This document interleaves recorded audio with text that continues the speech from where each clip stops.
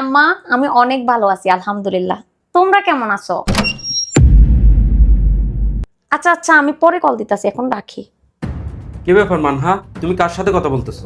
ওই আম্মার সাথে একটু কথা বলতেছিলাম। ও আচ্ছা আচ্ছা, ঠিক আছে, কথা বলো। তোকে দেখি নাই যে অনেকদিন হয়ে গেছে, একদিন সময় করে আমাদের বাসায় চলে আয়, দুইজনে মিলে আড্ডা দিবনে। কি ব্যাপার, কাকে আবার বাসায় আসতে বলতেছো? আরে কাউকে না, আমার ছোট বোনকে। ওনাকে আমাকে অনেক মিস করতেছে, তাই বললাম যে বাসায় চলে আসতে। ও আচ্ছা, ভালো করছো ভালো করছো। ঠিক আছে ভাই, তোরা নিজেদের খেয়াল রাখিস। কি ব্যাপার, কই গেলা? অনেক ক্ষুধা লাগছে, আর কতক্ষণ? এই তো হয়ে গেছে, আনতেছি আনতেছি। খাবার দিবে থেকে তোর বউ তো সারাদিন বাপের বাড়িতে কথা বলতেই ব্যস্ত থাকে। সারাদিন যদি মোবাইলটা নিয়ে ব্যস্ত থাকে, সংসারে কাজ কামে কি মন বসে? হ্যাঁ ভাইয়া, বিষয়টা আমিও খেয়াল করছি। ভাবি সারাদিন ফোনে কার সাথে কথা বলে আর খিলখিল করে হাসে। মানহা, তোমার কি আসলে দায়িত্ব জ্ঞান বলতে কিছুই নেই? সারাক্ষণ মোবাইলে কার সাথে এত কথা বলো?